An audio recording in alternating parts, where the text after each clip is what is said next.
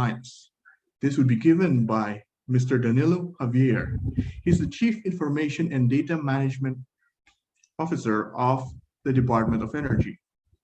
He leads the Energy Data Center and Library to function as a center of knowledge dissemination related to energy and provide assistance to foreign petroleum on their geological investments and renewable investors by providing energy data and information.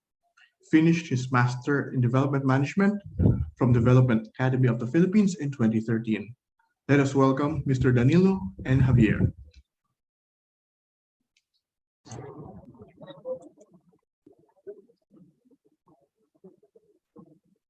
Magandang hapon. Good afternoon po. Can you hear me?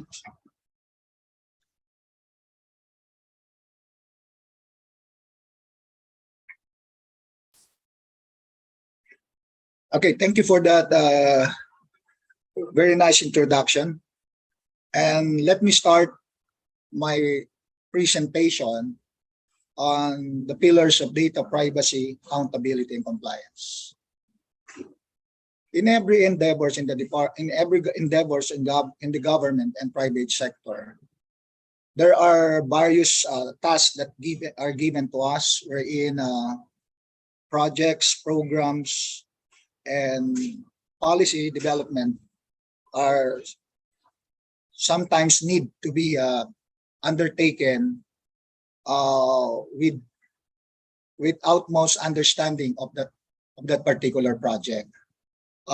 In every project, there are always a lessons learned on that particular development, especially during the implementation stage of every project. So I will end my presentation by sharing my own observation. I work as the Chief of the Information and Data Management Division of the Information Technology Management Services Bureau of the Department of Energy.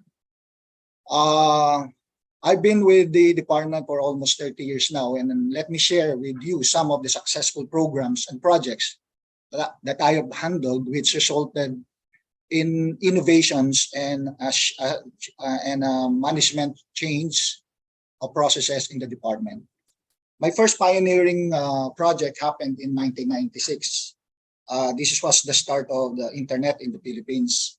Technical assistance of the USID, wherein we established the first local area network and the wide area network of the Department of Energy. We were the second to the OST who was able to connect to internet during that time. My second project is about the Y2K plan and remediation during the turn of the decade. I was also the team lead in the planning and remediation of the year 2000. I remember during that time when I was in Tokyo, wherein we simulated the power plant, the coal power plant in Japan, wherein we changed the systems clock of the SCADA from the 1999 and changed it to 2000. So after that, we were able to understand that wala namang masyadong mangyayari pala when we changed it to 1919 to 2000. And all IT computers in the department, I was also the person in charge to check and assess if there will be some compromise when the turn of the decades happen. And my last and just concluded project is the implementation of data privacy compliance of the department. So here I will be presenting what I've learned and what are the compliance and what are the pillars that we need to understand and be able to apply in our own organizations for compliance. I hope I will be able to share this completely, or at least just the overview. I guess I would be able to help. Next slide, please. Okay, this is the outline of my presentation. I will start on the data protection officer, the importance and the responsibility. Then the privacy impact assessment, wherein this privacy impact assessment is a risk-based approach.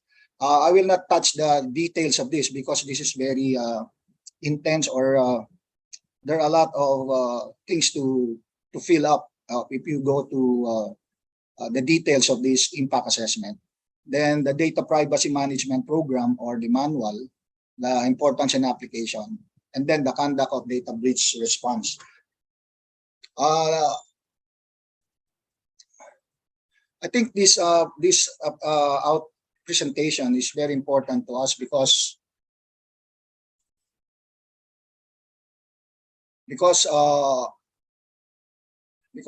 today there are a lot of digital transformation happening, and we need to at least comply with the data privacy pillars for us to be able to at least have a posture or security posture in the organization.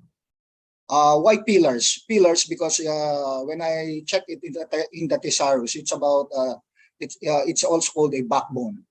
I guess these pillars of the data privacy can serve as a backbone for our security awareness and posture.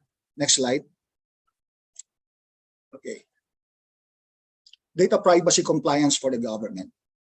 During our module 4.1, we discussed the data privacy compliance for government.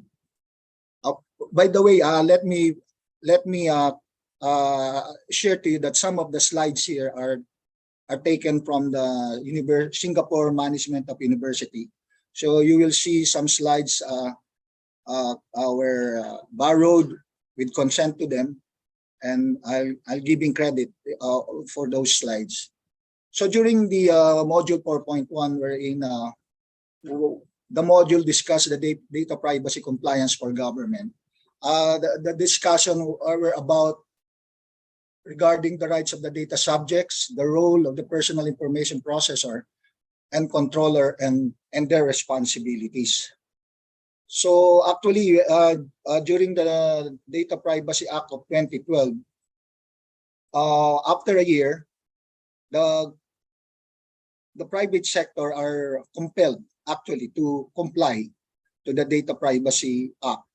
So if you will remember, every time you go to banks, you will see those data privacy policies na pinakikita nila sa labas. Then they will you will see that you will see those data privacy policy or privacy notice about your rights. So that's the start of the compliance of the private sector. But after 3 years, the government is now compelled to be able to comply with this Data Privacy Act. So from the Singapore Management University, an anonymous statement was said that you can have security without privacy, but you cannot have privacy without security. So this is true. That's the reason why there is a Data Privacy Act, so that we can protect the privacy of our data subjects. Next slide. So here's the nutshell of the Republic Act 10173, also known as the Data Privacy Act of 2012. Actually, it protects the information privacy of individuals while ensuring free flow of information to promote innovation and growth. This is the first nutshell, or the objective of the Data Privacy Act as a whole. And then second, it regulates the collection, recording, organization, storage, updating or modification, retrieval, consultation, use, consolidation, blocking, erosion or destruction of personal data. And the third, MPC needs to ensure that the Philippines complies with international standards set forth that the data protection through National Privacy Commission. So here, the National Privacy Commission ensures that every one of us should comply in the reporting of data breach within 72 hours. Next slide. Here is a famous quotation from the former Privacy Commissioner and Chairman, Raymond Liburo. He said that in the event of data breach, we will not ask you how many millions you've spent on your hardware and IT experts. We will instead ask whether you've implemented the MPC's 5 data privacy guidelines, or well known as pillars. So this is actually my presentation. What are the 5 pillars of data privacy? Next slide, please. So let's start on the first pillar. The first pillar is to commit to comply. So we need to comply with the appointment of a data privacy officer. Why? Personal information controllers and personal information processors are required to appoint a designated or a data protection officer or compliance officer. The DPOs will be accountable for ensuring compliance with applicable laws and regulation relating to data privacy protection and privacy. So first, we need to comply. In the private sector, I understand during their compliance with the appointment of a data protection officer, sometimes this portfolio is being handled by the CISO, the Chief Information Security Officer. But when I attended some of the conferences, some of the CISOs are complaining, bakit daw handlean pa nila yung DPO, because it's talaga very stringent ang to become a data privacy officer. Why? Because there is imprisonment for not complying. Once the data breach in our organization was not reported, so the DPO is the one accountable for whatever penalties required by the law. So kaya nga minsan ng CISO, they don't want to handle that hat. In the government, we must have this item for a data protection officer. This is very important, lalo na today, because of the digital transformation happening so fast. So we need the department, or the NGAs or the government need to have an item for the department, for the data privacy officer, so that the security posture or awareness of every government agency is very much protected, and actually being matututukan niya. Kasi part of the pillars or the guidelines is the development of the data privacy manual. So we need to comply to that, and the data privacy manual are the controls on how we will be able to protect once breaches happens. So a data protection officer is actually needed, especially in the government services. So he is the person who will be responsible for everything, for the implementation and protection of the organization. Next slide, please. The next pillar is know your risk. So especially in banks, when you get a loan, there is always a risk assessment. So the privacy impact assessment is a result-based approach. It is a process undertaken and used by government agency to evaluate and manage the impact of its program and processes and measure of data privacy. In our case, in the Department of Energy, what we did was, first, we look at our citizens charter, wherein all processes are defined in there. I guess everyone in the government understand the citizens charter. So the citizens charter, where all the processes are defined, this is where we implement the privacy impact assessment, wherein we review all the collection and check if there are personal information or sensitive information that are being collected. So actually, this privacy impact assessment is a very what they call this, parang mahirap gawin. So you need a third party for this. In our case, we engage with a third party service provider, KPMG Manabat, who played a very important role in the development of our PIA. They utilize a tool or a template in conducting the PIA. Actually, the template is patterned with the requirements of the National Privacy Commission. Generally, the assessment is risk-based. And actually, depending on the risk over personal information, organization need to set up controls to mitigate the identified risk. So the PIA, their tool, they will define all the risks, threats, vulnerabilities, and they will define controls. So the same thing when you go to some ISO certification, you will see the risk registry. They will always look for the gaps and the risk on how to mitigate those things. So the same thing with the PIA. Primarily, sensitive personal information carries more risk. Therefore, more stringent security approach should apply. Actually, PIA is quite technical and difficult to digest. And I said you need to have a third-party service provider for technical support if manpower is limited. So in case of us, it's really limited. Manpower is limited because there is no competency in the government actually to handle personal information assessment, privacy assessment. Next slide, please. Thank you. Now this is slide from the again from the Singapore Management University. This is a framework wherein you will see the information life cycle, wherein it starts with the collection.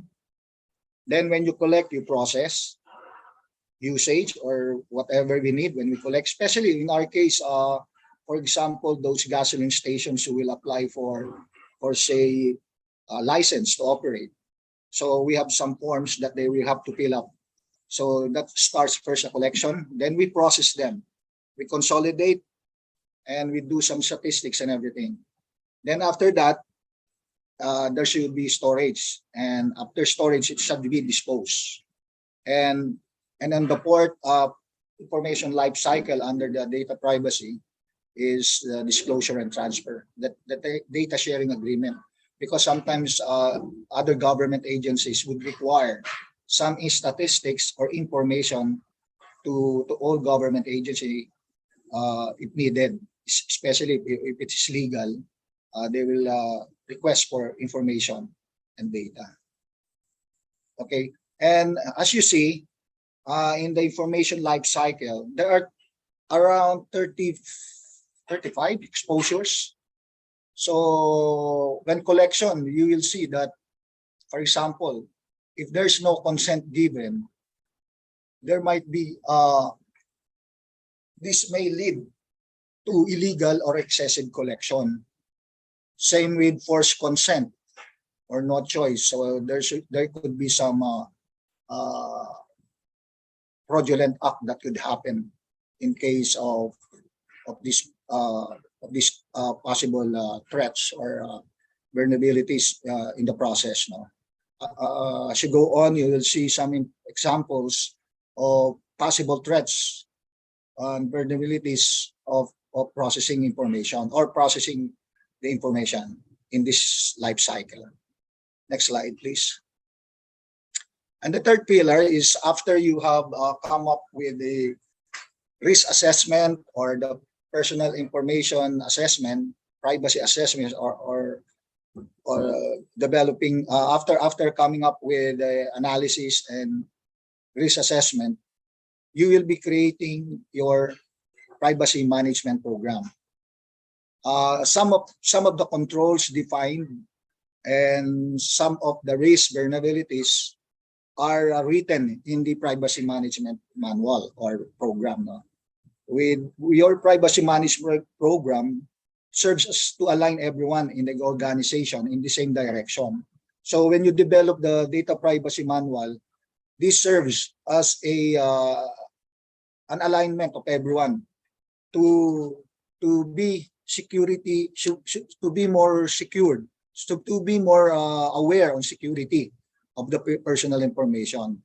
Actually, this privacy management manual is very important as we comply. No, this facilitate compliance with the Data Privacy Act and issuance of the MPC, and to help organization in mitigating the impact of data privacy. So this privacy manual actually also defines how will you mitigate the data breach. Next slide, please. Here are some of the content of the data privacy management manual or program. First, you have to define the background. The background will show a guide for ensuring compliance of an organization or entity to DPA. You will also included there the IRR and other MPC issuances, and encompasses the entity's role as regards privacy and data protection, including the importance of having a manual. Second, you have to define the definition of terms. This is normal in every manual, which allow the user to understand the terms being defined in the manual. Then you have to have a scope and limitation defines the coverage of the manual. And the processing of personal data. So the manual includes how you will process the personal data. And second, the security measures.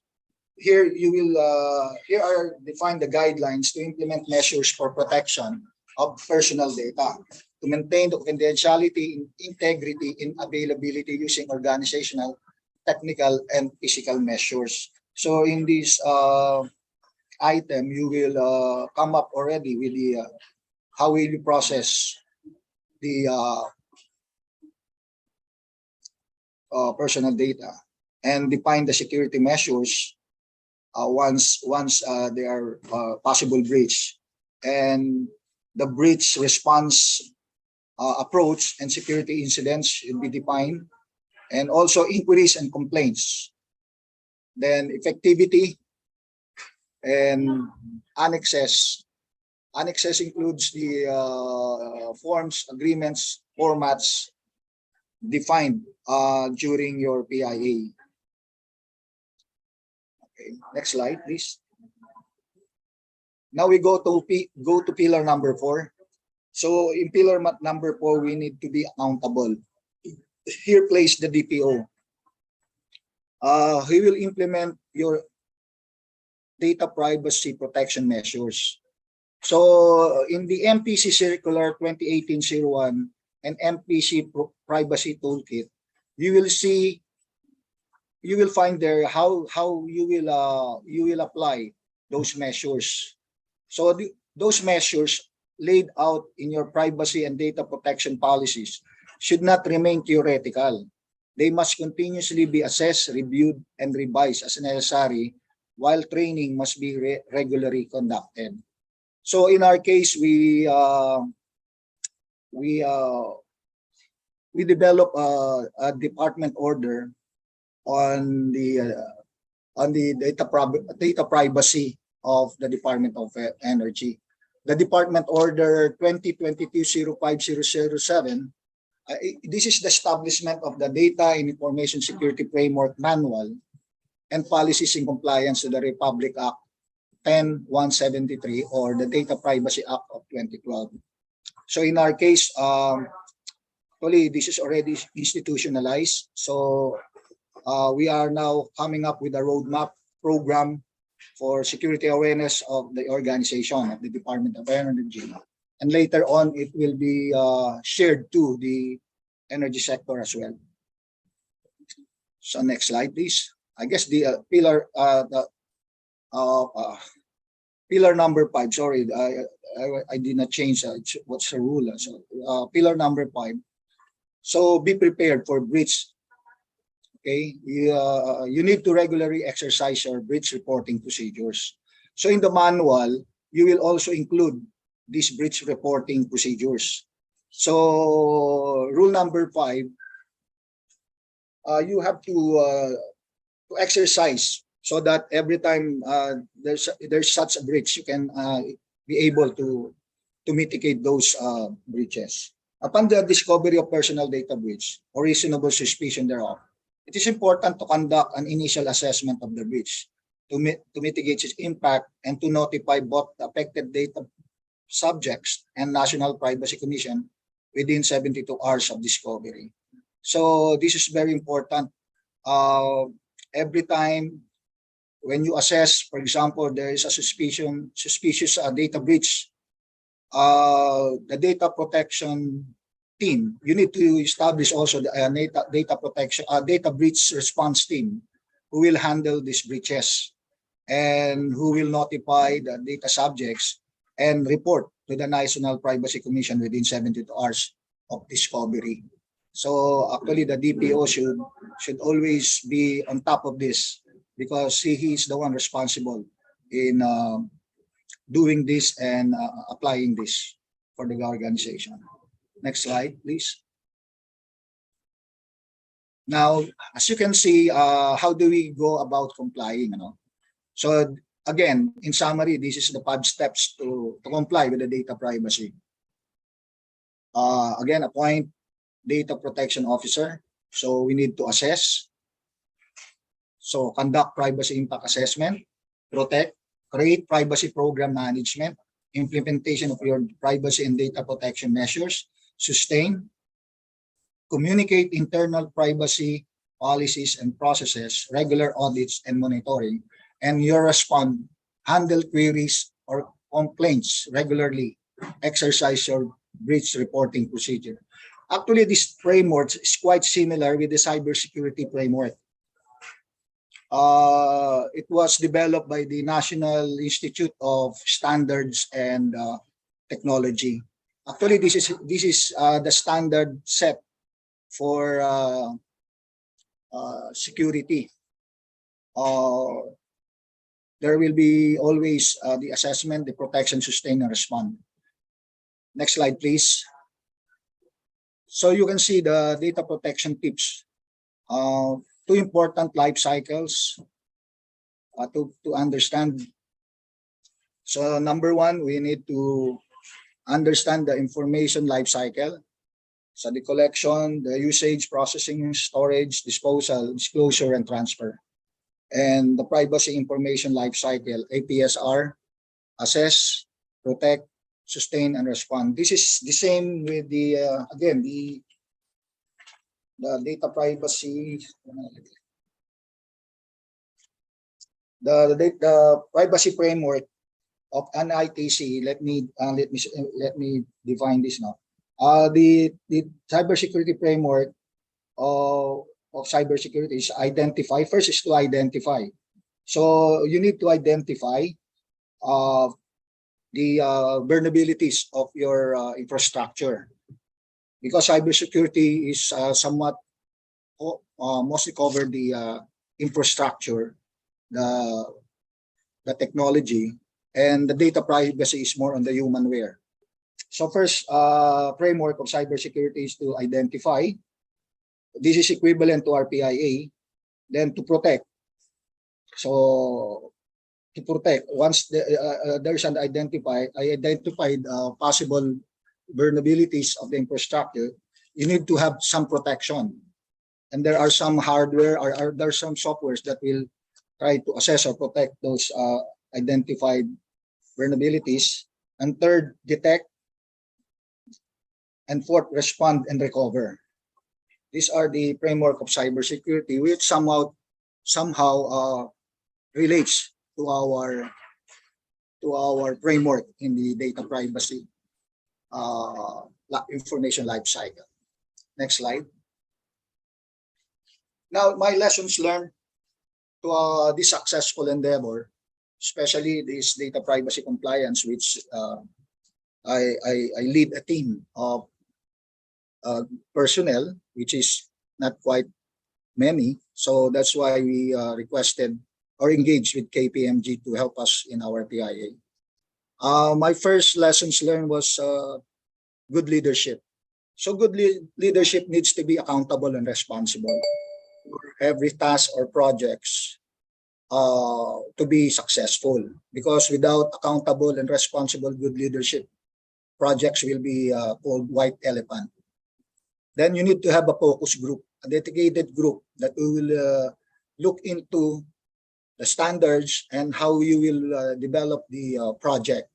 And sometimes there are issues and challenges that the focus group should look into, and this group should be dedicated. With a good leadership, you can, for sure, you can get that dedicated focus group because the group will always see good leadership. They will always be guided by this good leadership. And the fourth lessons learned is actually management support. So management should be a believer. You need to have a buy-in with the management for your project to go, for your project to be successful. And my fourth is a very competent service provider. A service provider should be a relationship builder. So you need to have trust with your service provider. So a competent service provider is a very important key for the success of every endeavor in the government and the private sector. I guess this ends my presentation. Thank you, everyone. This is Group 1, the government sector. Thank you.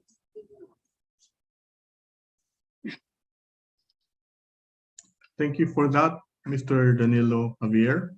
That was the 5 pillars of data privacy, accountability, and compliance. For that, we proceed to the academe sector. On this topic, we have 2 speakers, Mr. Vladimir Kobayashi and Louis F. Cervantes. Both of them serve in different universities, and Vladimir Kobayashi is an associate professor of the UP Mindanao teaching mathematics and computer science. He previously served as department chair, university registrar, and the DPO of the institution. He was a senior data analyst in a telecom company before. Professor Kobayashi finished his BS Applied Mathematics degree at UP Mindanao and took up his master's and PhD studies in France, Spain, Italy, and Romania in the field of data analytics. Professor Kobayashi was a recipient of the Erasmus Mundus Master Course in Data Mining and Knowledge Management Scholarship from the University of Lyon and the Marie Curie Initial Training Network Fellowship from the University of Amsterdam. Mr. Luis Cervantes is an IT officer too of the Western Visayas State University, and he is the Director and Management Information System in the Management Information System Office. He oversees the ICT policies and procedures, formulation, information systems development, and information resource management, data administration, network administration, and provide technical guidance in ICT resource acquisition. In 2008, he finished his Master's of Engineering in Telecommunications and Radio Communications Engineering major in distributed systems from the Kunsan National University in South Korea. He completed the ISO 27001 ISMS training course conducted by the Development Academy of the Philippines. His latest initiative include the university-wide implementation of digital signatures in office communications and crafting, review, and approval of the WVSU cybersecurity policies. Ladies and gentlemen, let us welcome them in their topic, Initiatives and Struggles of Establishing Cybersecurity in the Academe. Good day, everyone. I am Vladimir B. Kobayashi from UP Mindanao, and together with my co-learner and colleague, Mr. Luis Cervantes, we are going to discuss about the initiatives and struggles of establishing cybersecurity in the academe. I would like to share to you this quote, which is the flagship point in this presentation. IT is no longer a supportive tool, but also a strategic driver of the institution. Let me start by sharing to you our discussion points. In this presentation, we share practices for IT governance, which also includes cybersecurity, as implemented in our institutions. Next, we want to promote standard-based digital or IT governance and security practices among academic institutions. And lastly, we propose to consolidate best practices for cybersecurity, share templates, procedures, and assessment tools to promote a harmonized implementation of IT governance and cybersecurity among academic institutions in our country.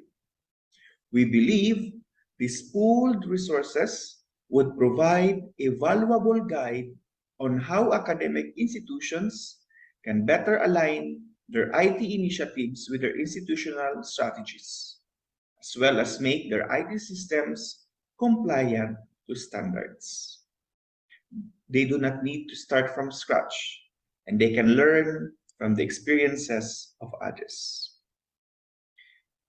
The standards that underlie our IT governance and implementation of information security management systems are the ISO or IEC 38500, or the Standard on IT Governance, and ISO IEC 27001, or the Standard on Information Security Management System.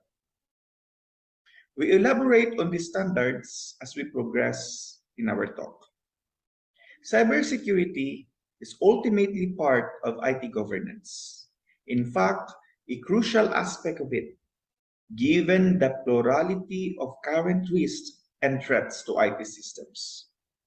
Moreover, a discussion on cybersecurity is best presented by relating it to a broader aspect of IT governance and organizations. The ISO 38500 is a standard for corporate governance of information and communication technology and provides guiding principles on the effective, efficient, and acceptable use of IT within organizations. Primarily, this is a framework for ensuring the participation of the governing board of the institution. Broadly speaking, there are two types of standards. The first type of standard is a specification that describes requirements that must be achieved. When we say specification, we mean an enumeration of clear requirements against which an audit can be carried out. Examples of these are certification schemes that are carried out by accredited certification bodies. The second type of standards is best characterized as a code of practice. Unlike the first type, the code of practice lays down a set of guidelines and supporting information that describes best practice and provide advice on how something might be done. With this, the ISO IEC 38500 is a code of practice, a high-level principle-based advisory standard. Hence, it does not replace other standards and frameworks that an organization may already have deployed. From here on, whenever I speak the word standard, I refer to the ISO IEC 38500 unless otherwise specified. There are two principal benefits that organizations can derive from this standard. First is conformance. This means that directors who exercise proper IT governance are more likely to address specific IT-related risks and compliance requirements. Second is directors are able to take risks and deliver a financial return, such as better management of costs. There are 6 principles for good IT governance according to this standard. They are responsibility, strategy, acquisition, performance, conformance, and human behavior. We briefly discuss each and subsequently focus on the responsibility, performance, and human behavior principle. The first principle is responsibility. People responsible for IT must understand and accept their responsibilities. Additionally, they must also have the authority to perform the actions. Responsibility encompasses the notion of accountability. The second principle is strategy, which recognizes that an organization business strategy should take into account current and future IT capabilities. Conversely, IT strategy should reflect the requirements of the business strategy. This notion is described as IT alignment. The third principle is acquisition. This principle argues that IT investment decision making should be clear and transparent, balancing cost and opportunity. The fourth principle is performance. The phrase that best encapsulates performance is IT management, where IT systems deliver the capability and risks are mitigated. The fifth principle is conformance, that IT should comply with all regulatory and contractual requirements. In our case, the Data Privacy Act and other standards such as the ISO IEC 27001. The last principle is human behavior, because IT primarily depends on its people. This means that IT policies, practices, and decisions should respect human behavior. The standard proposes an IT governance model. In the model, governance bodies have three main tasks, namely to evaluate, to direct, and monitor. Evaluate is to evaluate the use of IT. This should take into account the business climate, including technological, economic, and political changes. Evaluation should be regular. Direct means assignment of responsibility for implementation of IT strategies and policies. In other words, to plan what to invest. IT projects are high-risk undertakings. Hence, it is necessary for the board to ensure that IT projects move smoothly into the operational space. The board should command good, transparent, and timely information regarding progress of IT operations and projects. The last task is to monitor. This means implementing monitoring systems that will inform them what is going on. These systems should alert them of failures to comply with regulation. Hence, for each of these 6 principles, we need to establish the 3 tasks: evaluate, direct, and monitoring. We expand on the 3 tasks for the 3 principles we mentioned and share our experiences and best practices. For the responsibility, the task of evaluate is to think about the various options for assigning responsibilities.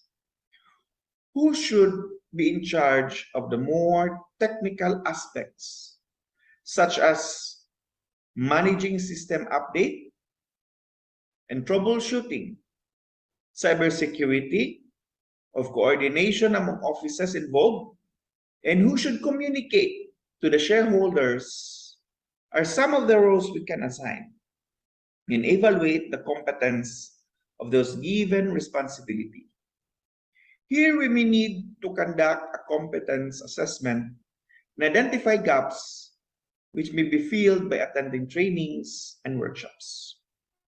For the direct, we need to ensure that strategies are followed according to assigned responsibilities and that the required information is received. And lastly, for the monitor, we need to establish an IT governance mechanism that monitors the acknowledgement and understanding of responsibilities and actual performance by those who hold them. To give a concrete example, I would like to share with you my experience as part of the team that implement an enrollment management system in UP Mindanao. One of our first activity in terms of the principle of responsibility was to establish an executive IT council and an IT governance steering committee. We also created advisory groups who are in charge of championing the use of the system in each college. We call them the IT champions. There is also an advisory group to determine possible feature and functionality enhancements. In terms of operations, there are people who serve as technical support for each office, as well as a dedicated user support. Another role we put up is a promotion and communication role. A person assigned to this role oversees the communication to the user, current information about the system, as well as developing user guides and manuals. The more technical aspects, such as system updating, system troubleshooting, and security, are assigned to the IT office, who also assigns these roles to its personnel. A chart consisting of committees and people are drawn to explicitly show the responsibilities and roles of each. Also, a chart that specifies how to handle or escalate problems and concerns. This actually includes cybersecurity concerns, or if there are some security breach, how do we handle them? Another example is if there is a request to delete, modify, or add data to the system.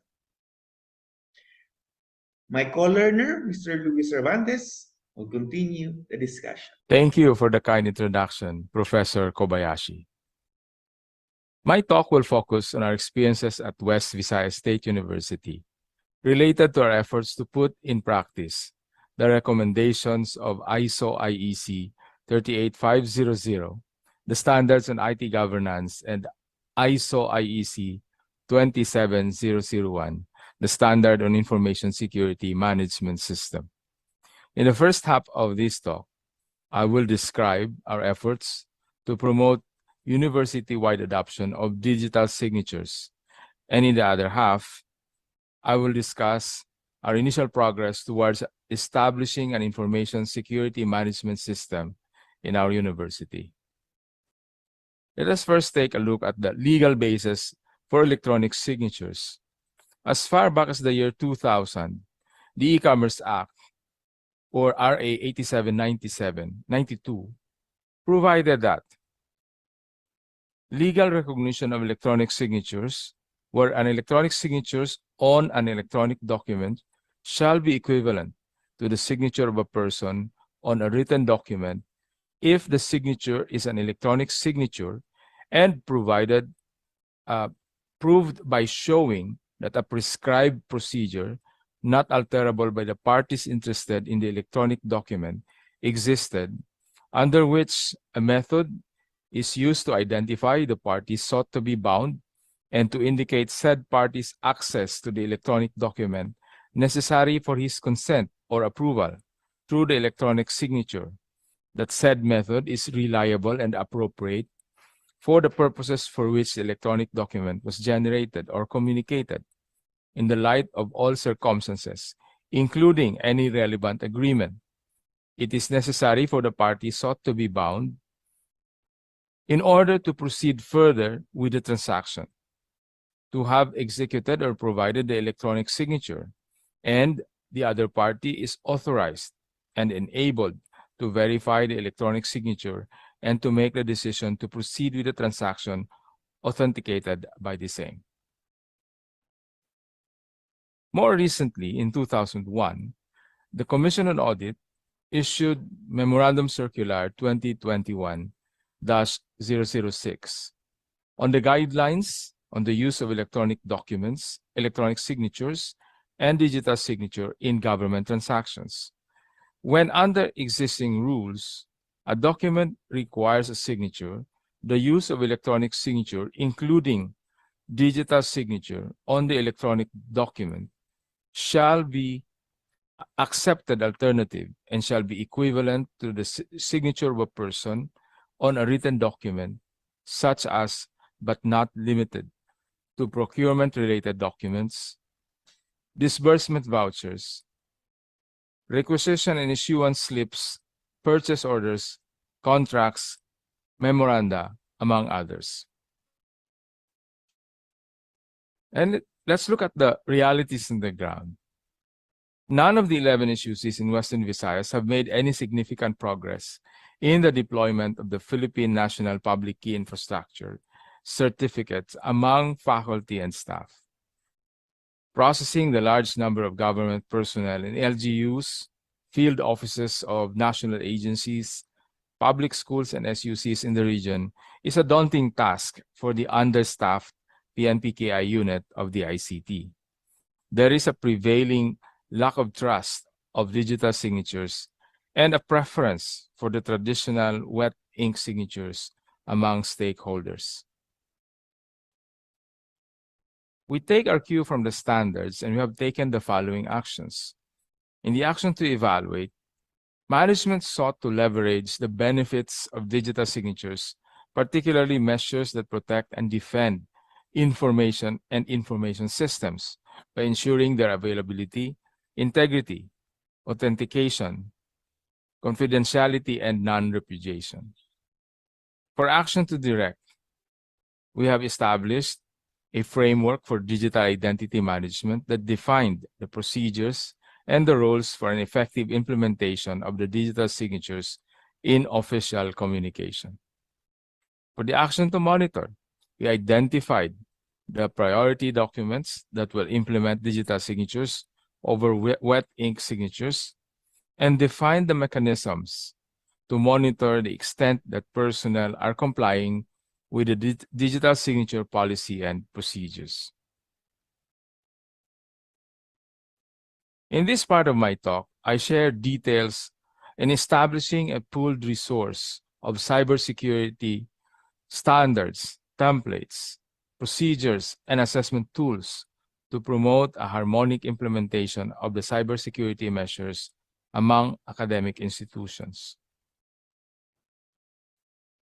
The current state of the country's cybersecurity measures is still in its infancy.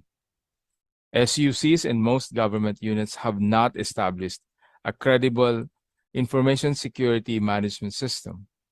Individual institutions embark on establishing the ISMS without any coordinations or coherent strategy.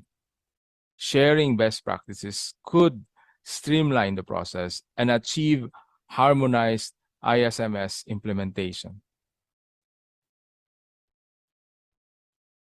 The ISO IEC 27001 takes a risk-based approach to information security, thus requiring organizations to identify information security risks, select appropriate controls to tackle the risks, and establish policies that enable the selected controls. West Visayas State University has crafted, reviewed, and approved the following enabling policies that compose the core of our information security management system. First is the General Information Security Policy. Then we have the Network Access Policy, Wi-Fi Access Policy, and Acceptable Use Policy for email, internet, and other network resources. On the General Information Security Policy, the purpose of this policy is to provide a security framework that will ensure the protection of the university information from unauthorized access, loss, or damage, while supporting the open information sharing needs of our academic community. University information may be verbal, digital, and/or hard copy, individually controlled or shared, standalone or network, used for administration, research, teaching, or other purposes. We have also crafted a network access policy, which is designed to protect the campus network and secure the rights of members of the WVSU community to use it. The purpose of the policy is to define the standards for connecting computers and servers and other devices to the university network. The standards are designed to minimize the potential exposure of the community to damages, including financial loss of work, and loss of data that could result from computers and servers that are not configured or maintained properly, and to enable that devices on the WVSU network are not taking actions that could adversely affect network performance. The Wi-Fi access policy is created to ensure the proper management security of the campus Wi-Fi service of West Visayas State University and establishes the rules for proper management, security, and use of the WVSU campus Wi-Fi network. The Wi-Fi access policy extends the provisions of the broader WVSU network access policy on matters specific to wireless fidelity connectivity via the WVSU Connect campus Wi-Fi. Acceptable use policy for email, internet, and other network resources. The computing resources at WVSU support the educational, instructional, research, and administrative activities of the university, and the use of these resources as a privilege extended to members of the community.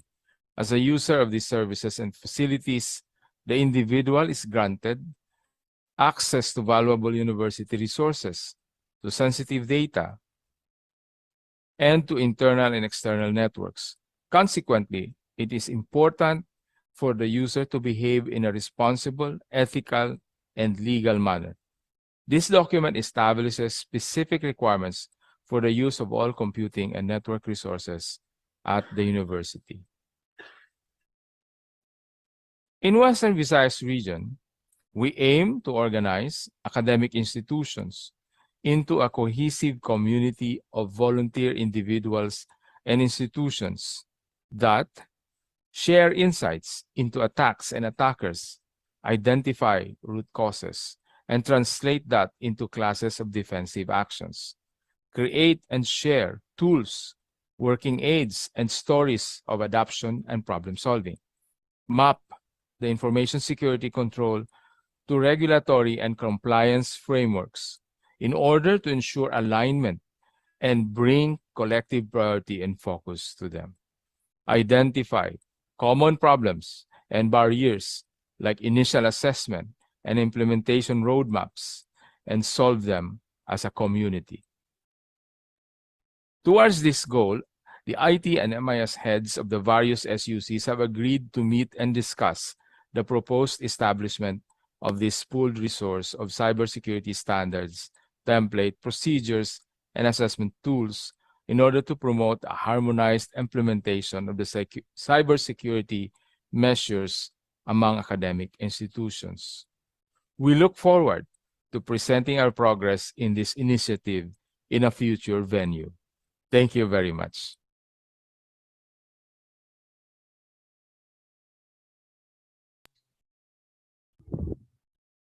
Thank you for that, Mr. Vladimir Kobayashi and Mr. Luis Cervantes.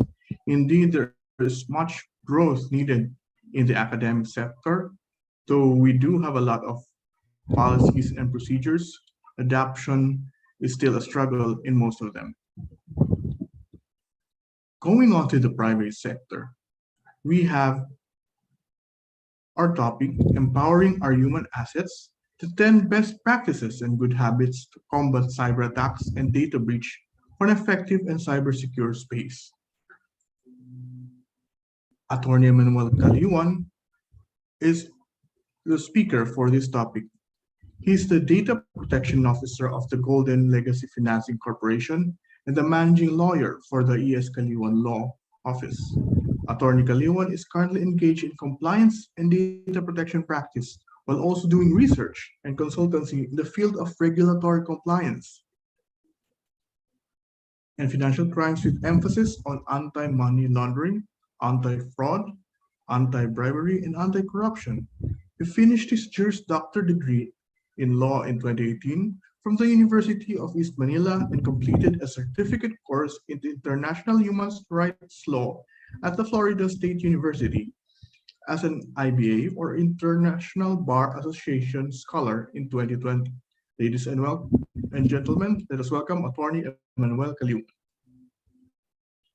Good afternoon. So let me start by sharing my screen. Okay. So again, good afternoon to all. So our topic is empowering our human asset, 10 best practice and good habits to combat cyber attacks and data breach for an effective and cyber secure space. So The title is quite long, but it encompasses all the things that we want to discuss this afternoon. Before I start, I want to recognize our team members. Basically, our report or our discussion this afternoon is done collaboratively between the following individuals: Mr. Christian Brian Yaptanco, Ms. Charissa Ana Makiraya, myself, and Mr. Felicissimo Mayor Jr., and Mr. Rainier John Torres. So we from the private sector would be discussing, or I will be discussing the topic in behalf of our group. So to start with, I've recognized that earlier we've discussed the data aspect of cybersecurity, as well as the different standards and processes. Now we'll go and discuss more onto the human aspect of cybersecurity. This afternoon, I'll be wearing two hats, my being a lawyer and being a sociologist, as I discuss these topics on how we empower our human asset in relation to cybersecurity. So to start with, a lot of people thinks that cybersecurity is just all about IT or technology. But way back in 1999, Bruce Schneier, he is considered as the father of cryptography and an internationally renowned security technologist called security guru by The Economist, popularized the concept that cybersecurity is about people, process, and technology. So it's not just all about IT or the processes and standards, but it's more about people. But if we look at the current scenario, almost or more than 2 decades later, we still focus much more on both technology and process than the human dimension. But I want to drive the idea that in this discussion, cybersecurity is above all a human problem, because it concerns the relation between people and digital technology. In its most barest sense, cybersecurity is a human problem. And as we progress, we'll show why is it a human problem by citing human error as the #1 source of cybersecurity and cyber attacks. Okay, so human error, we want to start our presentation by citing research done by different security providers, saying that human error is the #1 source of data breach. So Verizon's annual analysis of cyber attack, basically issued this year, still cited human error as the leading factor in data breach. The number of subjects that has been studied by this paper are 23,896, 5,212 of which were confirmed data breach. And based on this study made by Verizon, 82% of those breaches involve human element. So either it's about stolen credentials, your username and password, either it's phishing attack or misuse or just simply an error. People continue to play a very large role in incidents, security incidents, and data breach alike. So that's why we need now to focus more on people. Since even if you have the technology or even if you have the processes, for as long as your human asset are creating errors or making errors, your technology and your process would not play a good role in protecting your assets. So, wait. Okay. In another study, it is cited that 95% of all successful cyber attacks are caused by human error. This study is made by IBM, another cybersecurity provider and another digital provider. So in Verizon, it's at 80, but in IBM, they found that it's 95%. So almost all successful attacks are caused by human error. So to better understand how human error happens and to put it into context in the Philippines scenario, allow me to cite an actual case of human error that matured into a cybercrime, started as a cyber attack, but matured as a cybercrime. So here, way back 2016, there is this teacher by the name of Mark Joseph. He's very happy that he passed his licensure examination for teachers and he just received his PRC ID. So what the teacher did is he posted his ID online in his Facebook account because he wants to show that he already passed and has already the license to practice as a licensed teacher. But what happened is that by that inadvertent posting of ID, somebody used his ID, took all the information contained therein. What this person did is just change the picture on the ID. So if you can see, this is the ID that has been used. And that person filed a loan with 3 banks, and the loan amounts to 800,000. So the suspect, as shown in this photo, as mentioned earlier, got a clear copy of Mark's official government ID, which is the PRC ID. And then when it is posted online in Facebook, what this person did is just to superimpose his profile picture and make copies, which he submitted to the bank and got 800,000 out of it. This is a classic case of what we call an identity theft, which happened because of human error. The teacher, very happy, just posted his picture without redacting or anonymizing information contained in the ID. And that is the main reason why the identity theft happened. And as far as I am aware, the teacher is paying that amount because under the law, he's still liable. We have concepts, legal concept like contributory negligence because of his inadvertent, or as we call, human error. Okay? So that's a very classic case that happened in the Philippines that might happen to any one of us because of human error. Okay? So now let me move on as I discuss the 10 common, but sometimes it's unheard, especially for those who are not within the cybersecurity community. So these are 10 common types of cyber attack. So just to clarify what a cyber attack is, it is when there is a deliberate and a malicious attempt to breach the information system of an individual or an organization. So this can be an attack to a person or an attack to a company, a government office. So that's a cyber attack. Okay. So these are 10 common. So let me start with number 1, phishing. You might have heard of this.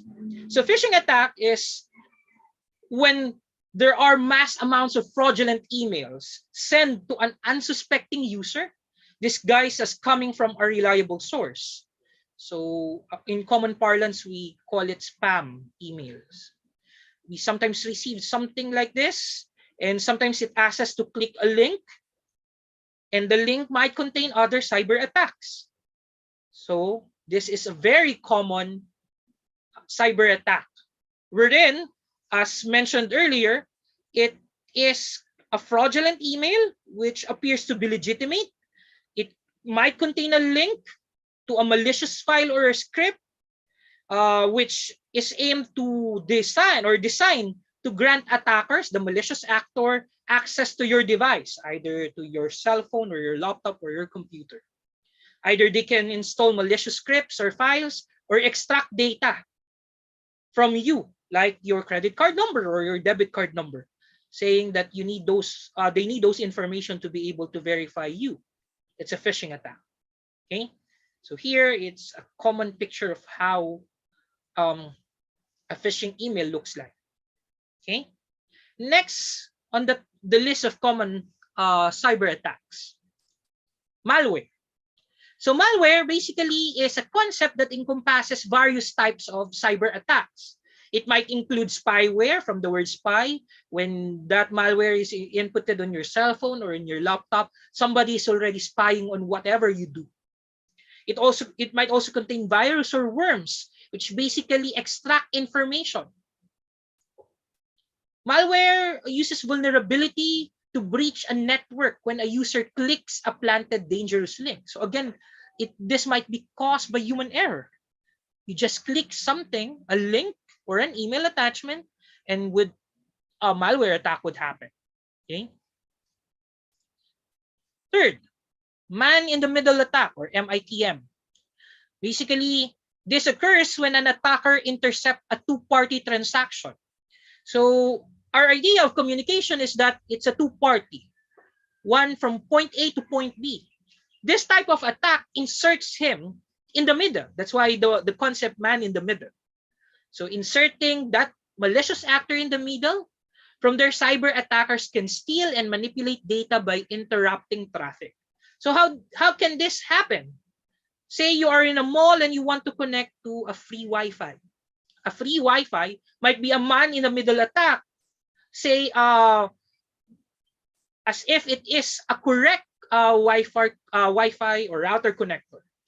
Say SM, you go to SM and you see SM free Wi-Fi. It's possible that it is also a man-in-the-middle attack. So again, human error, because you want to connect to the internet, you look for a free Wi-Fi, and then this attack happens. So we are on the third. Fourth, denial of service or DOS attack. So it is again an attack wherein your system is flooded by requests, your system, servers, and networks. And this request, this form of traffic, overload your resources and bandwidth. And because of that, you cannot anymore open a certain website or a certain file because of this attack. And again, this happens when a certain link or a malicious link has been opened. And this would render your system unable to process and fulfill your legitimate requests, like just opening your Facebook account or opening a file on your computer. Okay. There is a larger form of attack. We call it DDoS, or the distributed denial of service attack, wherein zombie computers are being used to attack your server so that you won't be able to use it. That also happens because of human error. SQL injection. So again, SQL injection is another common attack that might be unheard of by some. This is when attackers insert malicious code into the server using server query language, or SQL, forcing the server to deliver protected information. So basically, this type of attack, as shown in the picture, malicious code are being sent into your server, and because of that, you won't be able to open your server or any website that you want to open. So this is again a problematic. It denies you access. So remember, in cybersecurity, we always revolve on the CIA triad, the confidentiality, integrity, and availability. So when you cannot open a certain web page when you need it, that's a problem on availability because of SQL injection. That again happens because of human error. When you click something and that something allows a malicious actor to enter your system. Okay. Number 6 is a zero-day exploit. Again, a common attack but might be unheard of. When you say a zero-day exploit, it happens when there is a network vulnerability. All of us use systems and software that sometimes are not updated. When your system is not updated, that can be attacked once the security systems that must be included on the software is not updated. Like way back, there is what we call a case of petya and non-petya. These are malware attacks when we transition from Windows 10, from Windows 8 to Windows 10. And if you're using older Windows, basically when you did not update it, that's a zero-day exploit. Okay, so there exists, as shown in the picture, a security flow exists, but it's unknown to the developer, making it vulnerable to attack. So developer are the one who creates your software. Sometimes they are not really aware that there are security flow. So a hacker discovers that vulnerability, he exploited by malware injection, like the petya and non-petya attack that basically left some big banks in the United States not able to perform their function. And if your bank is not working, your system in the bank is not working, definitely your money inside the bank is at peril, whether or not you can still use it because it might be transferred to a different user. So that's number 3, cyber attack ensues. And that's the only time that a developer detects it. It's already a zero-day exploit. Okay. Number 7, password attack. So all of us are using username and password. So these are something that we are all aware. When your password is not that strong, somebody can crack it and can gain access to your system, gain entry to confidential or critical data or system, and manipulate it or control it. So that's why password is very important. But the thing is, most of cyber attacks happen because people are not securing their password. Okay. So number 8, we're almost done with the 10 common type of cyber attacks. Then we'll go to the 10 things that we need to do to prevent these cyber attacks. Okay, next are cross-site scripting. So cross-site scripting happens when there are malicious scripts put into the content of a website. So this malicious code joins the dynamic content that is sent to the victim's browser. So how does this happen? Basically, you think that you are searching, your bank account, but as a matter of fact, they changed the script and you would be diverted to a malicious website. Now you enter your username and password as if thinking that that is your bank account, online bank account. But the thing is, it's a compromised website. And the attacker is already getting your username and password so that they can enter your bank account and get the money out of it. That's how cross-site scripting happens. So as shown in the picture, an attacker technically sends a script injected into your either email or website, and the victim definitely falls into it, provides the details that is needed to a fake website, and that fake website, the attacker gets the information out of it. That's how cross-site scripting works. Okay, and this is what happened with the case of land bank. No, teachers being cyber attack, wherein their hard-earned money in land bank. This is reported, if you're familiar, just last year and early this year. So that's a form of a cross-site scripting. Again, this happens because of human error. People are not looking on the website they are opening. They just think that they trust the website.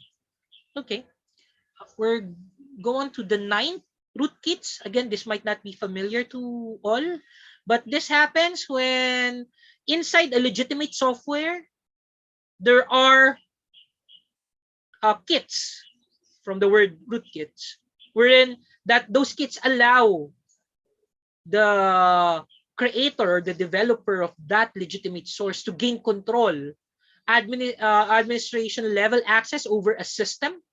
So basically, the rootkits put onto the legitimate system, they are able to steal your password, your credentials, and retrieve critical data. So before you install any software into your computer or into your cell phone, you need to double check. You need to be mindful because there are rootkits like this one, if you'll see. So it's a malware as shown in this process hacker. So you check the Windows Task Manager so that you would be able to see what are the commands in the software that you are installing. And lastly, we've entered what they call, the security practitioners call, the Internet of Things, wherein all of our devices are already interconnected. And because of this interconnectedness, it makes it possible for attackers to breach an entry point and use it as a gate to exploit other devices in the network. So that's an Internet of Things attack. Like this picture has shown, basically, if they are able to enter, say, an IoT-enabled home, they would be able to access IoT-enabled factories and shut down the factory if the company would not pay a ransom. That's an Internet of Things attack. Because of the interconnectedness of everything, one single point of entry would be able to allow you to gain access to other entry. Say, if you have a CCTV that is not protected, that CCTV is interconnected to your system, to your computer, to your intranet. And if they are able to gain access from your CCTV, they would be able to gain access to your other systems that is connected to that CCTV. That is what we call the Internet of Things. Okay, so those are the 10 common cyber attacks that happens, again, because of human errors. So how do we combat this rising cyber attacks? Earlier, 95% of cyber attacks happen because of human error, after which I provided the 10 most common cyber attacks. How can we now combat those rising cyber attacks? Our answer as a group is we need to apply best practice and good habit so that we would be able to combat. So we are in the middle of a battle, and that's why we need to have best practice and good habits. So in this slide, basically there are 15. This is taken from a reputable cybersecurity webpage, but we will reiterate this as well on the 10 that we are proposing. Okay, so there are top 15 cybersecurity best practice. I will not dwell on this. This would be available after this discussion. You can browse into this. But my presentation would dwell on the 10 best practice and good habits to combat cyber attacks and data breach for an effective and cyber secure space. So staying protected from cyber attacks is challenging. It's difficult, especially when cyber criminals are persistently looking for new ways to expose your security risks. And that's why we need to invest into people and empower them by providing them best practice. So let me now proceed on the discussion of this 10 best practice. To start with, number 1, avoid opening suspicious email or emails with unknown sender. So what does this best practice combat? It combats phishing attacks. So remember, if an email looks suspicious, please don't open it because it might be a phishing scam. Directly log into your account instead, as someone might be impersonating another individual or company to gain access to your personal information. Remember, sometimes emails may also include attachments or links that can infect your device. So what you need to do is to avoid opening those links. And if you're working on that particular project, double check with the sender, whether or not it is really the sender who sent it. Okay, as shown in this picture. Also, log in to the website and don't click on the link provided. Okay. Second, keep your software up to date. Our laptops and our computers and even our cell phone provides software updates. We remember, we are informed, no? We are reminded by our computer that they need to be updated every now and then. So when you keep your software up to date, basically it combats zero-day exploit. Because software companies provide software updates to add new feature, fix known bugs, and of course upgrade your security. So always update to the latest version of your software to protect yourself from new or existing security vulnerabilities. Again, if you're using old version, it's possible that its security is not updated. So you need to update it. Okay. Third, use antivirus and anti-malware. So again, it combats malware attacks. Remember that for as long as you're connected to the web, it's impossible to have complete and total protection from malware. However, you can significantly reduce the vulnerability by ensuring you have an antivirus and at least one anti-malware installed on your computer. So as shown in the picture, these are the providers that you can use. Again, this is not, these are the things that we gain based on our research, but we don't sell those products. Okay. Number 4, don't be lazy with your password. So it combats password attacks. You need to put more effort into creating your complex password. You can use a tool like howsecuremypassword.net is to find out how secure your passwords are. Later on, after this, you can go to this website, howsecureismypassword.net. You type your password and it will tell you how fast your password can be decrypted or it can be cracked. Okay? You can also record your password via a secured notebook or use a password manager to be able to create a strong password that you would not be forgetting. Because again, as shown earlier, most of the attacks happen because people are lazy in protecting their passwords.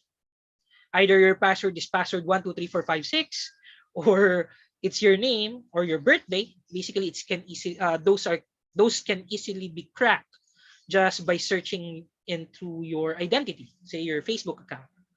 Okay, so here we've shared the time it takes a hacker to brute force your password. You'll see here number of characters. If it's only numbers, lowercase only, upper and lowercase, numbers, upper and lowercase, letters, numbers, upper and lowercase, and symbols. You'll see here if you have 4-character password and it's only number 1, 2, 3, 4, it can be instantly brute force.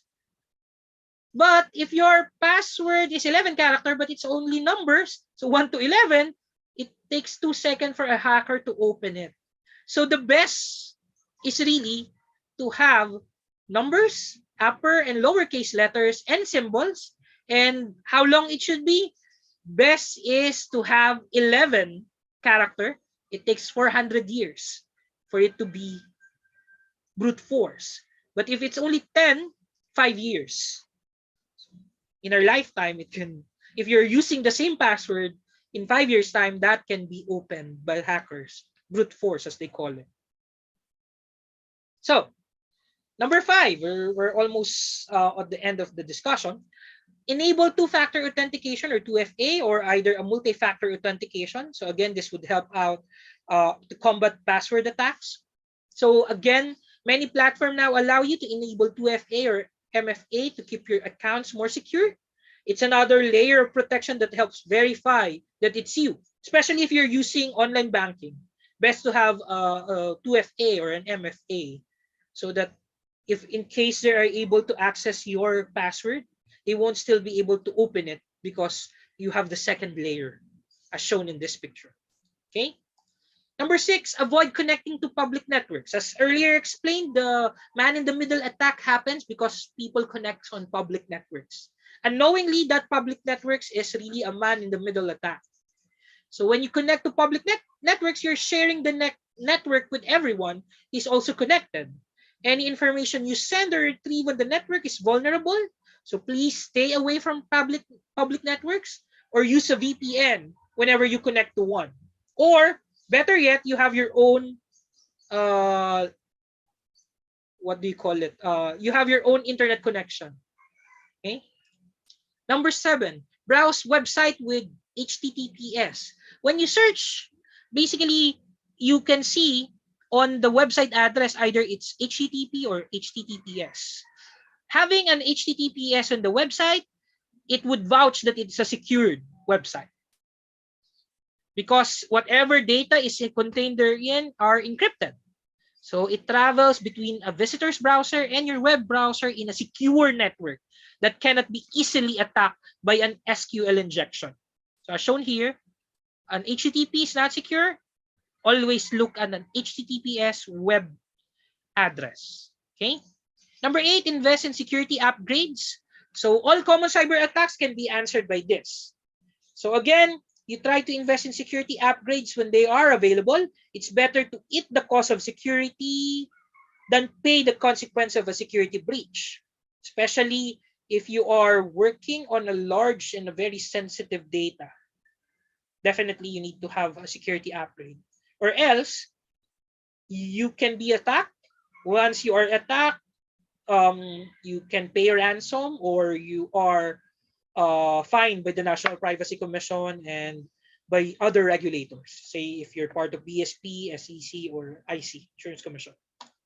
Okay, number 9, backup important data. So again, it's reminded that if you're working on certain documents or records, you need to back up those data to combat denial of service attack.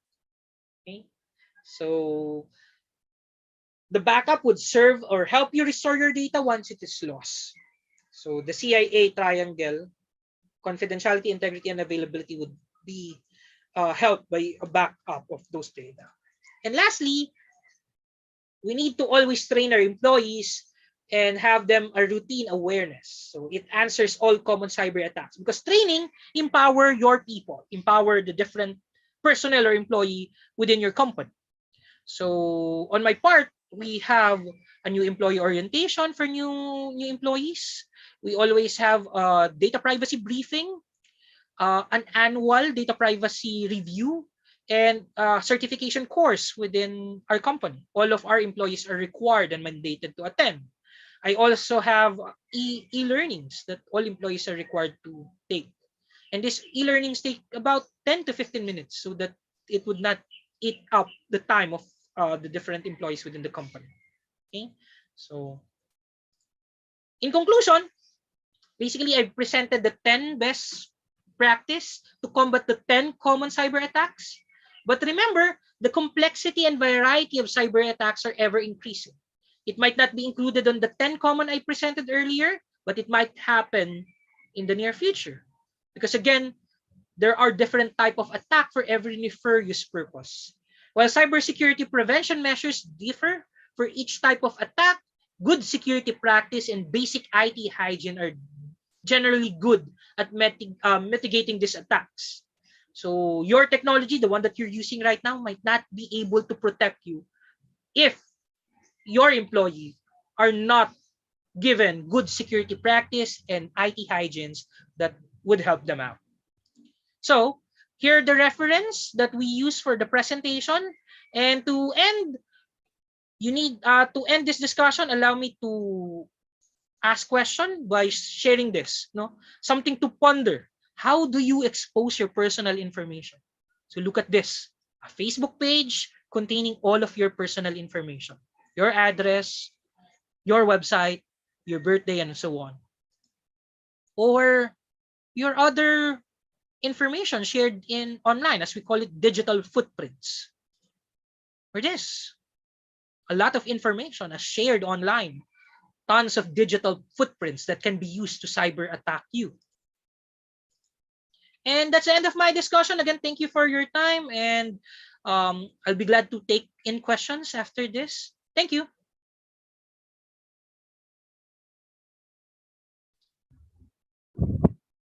Thank you, Attorney Manuel Caliwan, for the topic. Indeed, that it is updated that not only companies and organizations should be cyber ready, but also individuals as well. So if you haven't sent your questions, do please send them to the Q&A section at the bottom in the part of the Zoom screen.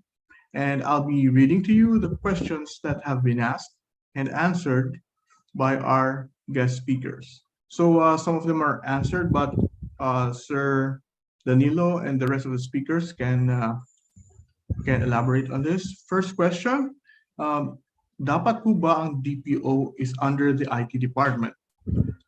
Mr. Danilo Javier answered that normally in government agencies, the DPO is under the IT, but that it should not be the case, and that a different group that handles information security and data privacy is much better. In his case, the IT director is the DPO.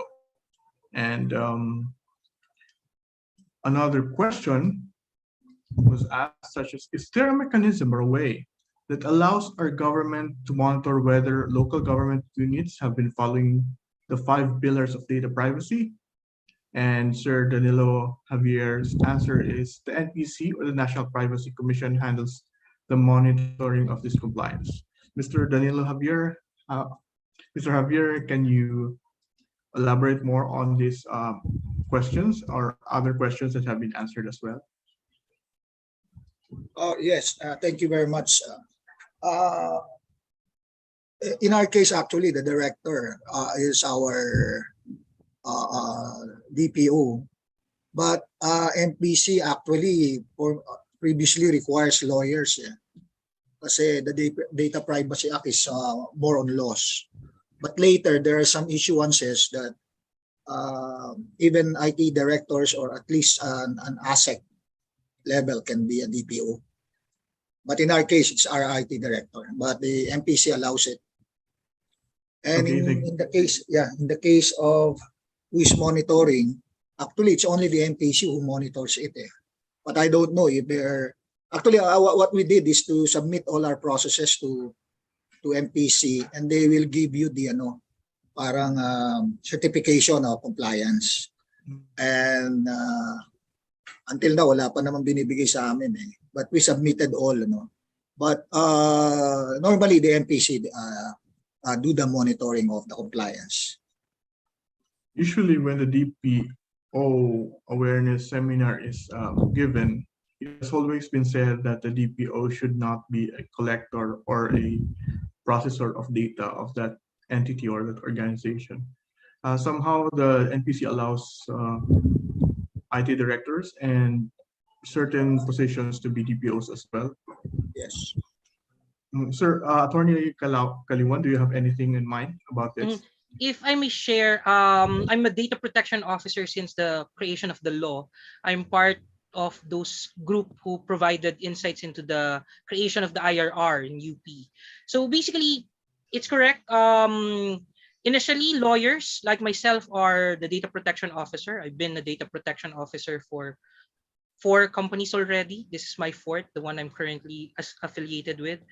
And basically, what I've seen is that it's not only legal, not only IT, but you should also be a risk practitioner. So risk management, IT security, and legal should work hand in hand to become a very effective data protection officer. Professor Kobayashi and Mr. Cervantes, do you have any insights on this? On the implementation of the DPA in the academy? Most of the times, we have segmented offices, separate data privacy section with the IT, and how does it, in your context, in the organizations belong? How does this offices interact or jive together? Good afternoon, everyone. Let me share our experience with regard to this. I started as the DPO when it was organized, at least for the higher education institutions back in 2014. But since then, it was clearly discussed by the NPC that there should be no conflict of interest.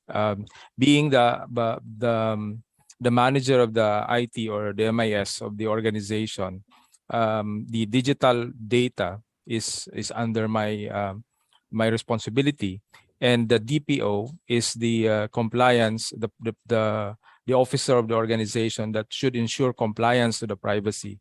And that being the case, if I hold both positions, there's a potential conflict of interest. So it is recommended, and that we follow the recommendation that it should be at least a VP level of sufficient clout in the organization to really impose that or has the authority to compel the various units to take some actions whenever there are issues that would arise. For instance, with regard to issues that might lead to potential a breach of privacy. So I think that's the best recommendation for any organization. It should be in the top level of the management, and not necessarily and as much as possible should not be the top personnel for IT, because of the potential conflict of interest.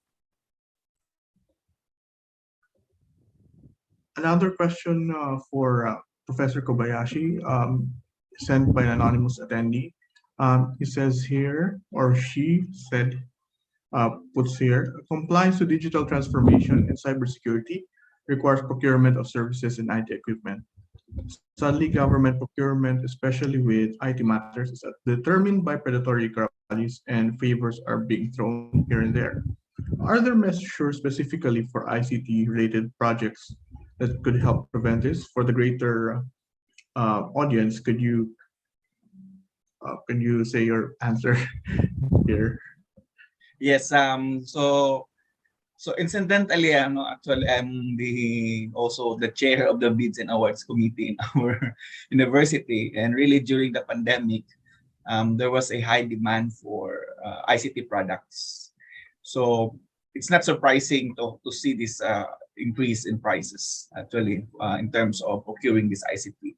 And also, because of the procurement law, we are forced to follow, it's required actually to follow that. So it's quite extensive, and making sure that the government is not, or the public money is not spent capriciously.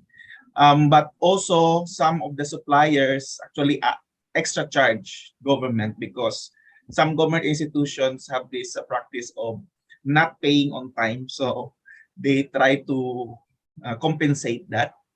But what I can suggest, in terms of the to make sure, is that you should have a technical working group who is actually dedicated to look at ICT acquisition, ICT product acquisition, and really to specify what is the minimum requirements, because these minimum requirements, you actually post this in field jobs, you advertise this, and then there's a number of bidders. And there's nothing really you can do if no one would bid that. If there is only one bidder and that is the price, then it's either you accept that, or you lengthen the procurement process, which is also disadvantage to us. But there are other also ways to circumvent that. So for example, there might be some cases of other modes of procurement, like emergency, direct procurement, but all of this must be justified.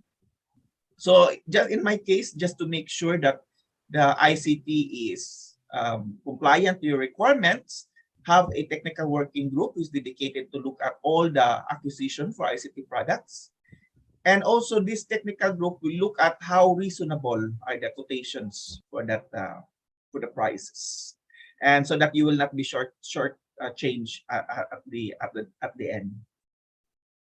Thank you.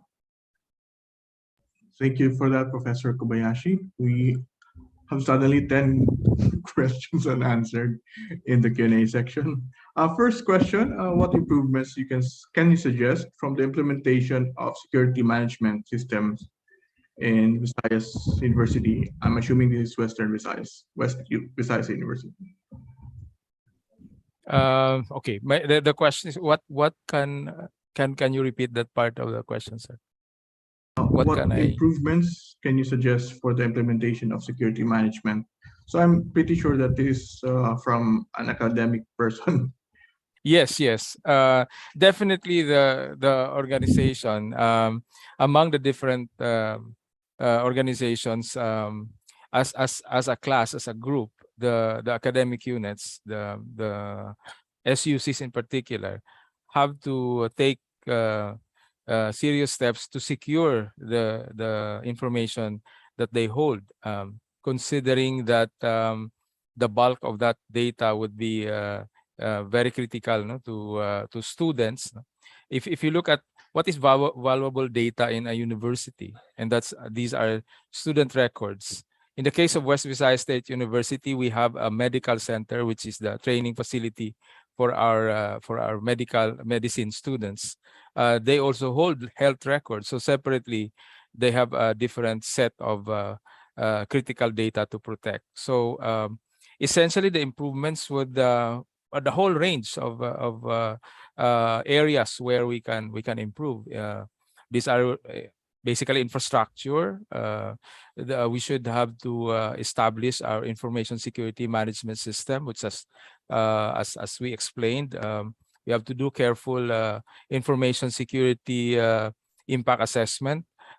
We have to identify what possible controls can be implemented, and that afterwards the controls need to be supported by adequate policies that have to be implemented by the entire organization. So that talks about resources in all areas, and as mentioned by our last speaker, the human resource is very critical. So we also have to do a lot of training to make sure that everyone is working and are very well aware of the security implications in their own respective roles as part of the university.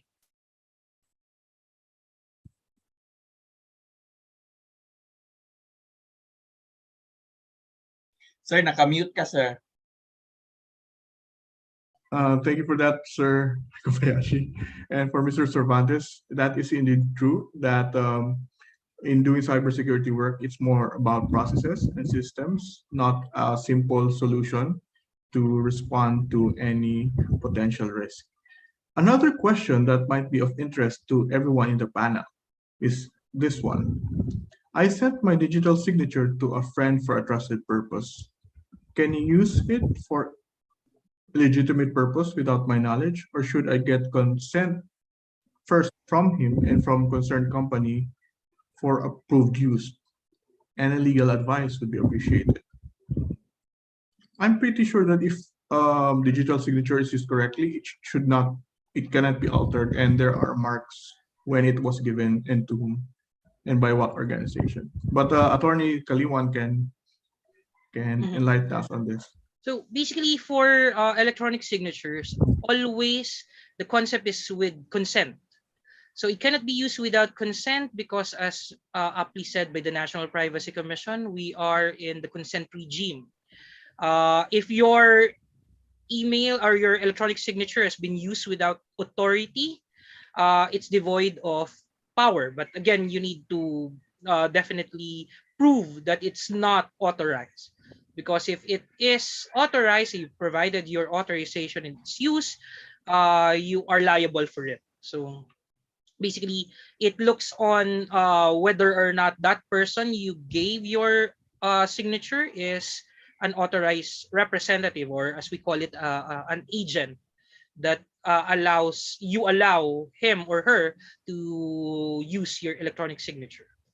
Basically, it's case-to-case basis. We need to check whether or not there is a valid consent behind the electronic signature.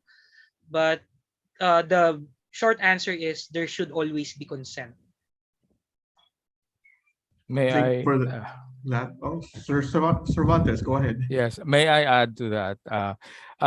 Based on the implementation of the Philippine National Public Key Infrastructure, it should be impossible or nearly impossible to use a digital signature without the authorization, without the consent of the owner of such identity.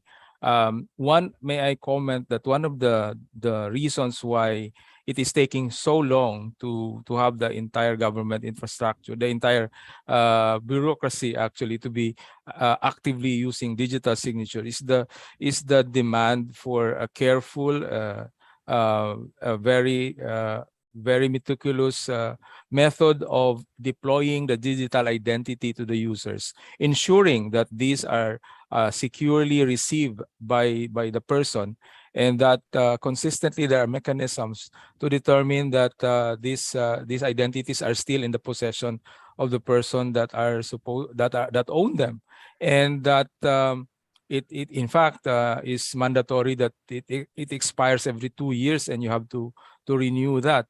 And again, that's the reason why this has not taken roots. Very few organizations are able to use it that much. May I mention that in the last election, both the COMELEC and the DICT endeavored to would have actually used the digital signatures for all the election documents.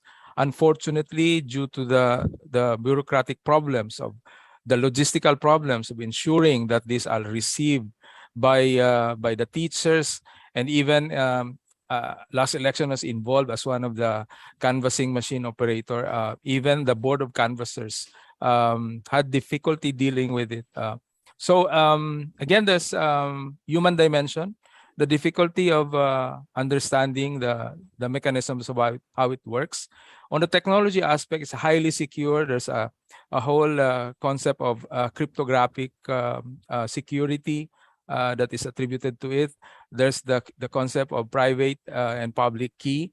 The one that you're mentioning, when you've actually provided a signed document to somebody, what he got is the public key, just to verify that you own the signature. As long as you had taken the step to secure your private key and has not disclosed it to anyone, only you would have the means to actually sign the document as yourself. And as long as that is secured, we won't have any problems. And the DICT has a mechanism to actually revoke the signature and reissue a new one, should it happen that you have inadvertently allowed or somebody would have stolen your digital identity, so it can be replaced as well. Also, that question, I had a second look at that question, and during the first time I read it, I thought about the private and public keys, and sometimes people send it wrong, especially if they're not using a proprietary software. And another case is that the scanned signatures is a big issue. Maybe that's what this question actually is supposed to be asking about. And last, I think yes. No, it's yeah, if we're talking about the government provided, the PNPKI, definitely there is a security involved. But digital signature varies. It's not just government provided. There Yeah. are proprietary provider like DocuSign. So yeah, definitely true. there are issues involved on the security of those provider. As mentioned, sometimes they might be using that is not licensed, a system that is not licensed. So there are different issues really. So it's really case-to-case basis. We need to look at it from that perspective before we can do, as they call it, an electronic digital forensic as to the identification of that signature. And there's also another human factor in this. There are certain offices that have the habit of having their secretaries put their digital signatures in them. So the concept of public and private key would be in question with that, if they do that with the PKI as well. Sir Jan, I'd like also to point out that there seems to be a confusion between electronic signature and digital signature. The literature on this, particularly the law in the year 2000, the cyber that particular law that I mentioned earlier. Electronic signature. Yeah, the electronic signature law. It clearly defined that broadly the use when we have a document attached with an image of the signature that is referred to as an electronic signature. That's the most general one. Yes. But a digital signature is one that has the software features of a mechanism that uses cryptography, that actually adds data to the document in a manner that it ensures that the identity of the person that have signed it, and in fact it contains additional data, the timestamp when the actual signature was made is part of it. So there has to be a clear distinction whether it's just electronic signature in the broad sense that it contains an image of a signature, or a digital signature that has a mechanism in software that can really determine cryptographically whether the signature is authentic. In fact, the best implementation of digital signature contain no image at all. It's just the data itself that is embedded in the document that performs the action, and it's just the software that will tell you whether the embedded data is authentic. So I think it will take a lot of effort to educate the public more and fully understand the concept of digital signature against the broader sense of electronic signatures. Thank you for that clarification, Mr. Cervantes. Indeed, that was a question that needs more context, but thank you for the additional awareness for the especially for those who are non-technical audience. We have two questions that are related, and all of you can answer this as well. What steps should an individual take if there is suspected data breach? There are the agencies, the NPC, the DICT, the NBI, the police. Where should we begin and how? So sa mga DPOs, you belong to different sectors of society, private, government, and the academe. What is the process flow usually in reporting potential data breaches in your agencies? So let me start with the private sector from the private sector. So basically, you need to clarify whether or not it's really a data breach or a security incident, because the National Privacy Commission requires different reporting. If it's just a security incident, it would be reported annually at the start of the year.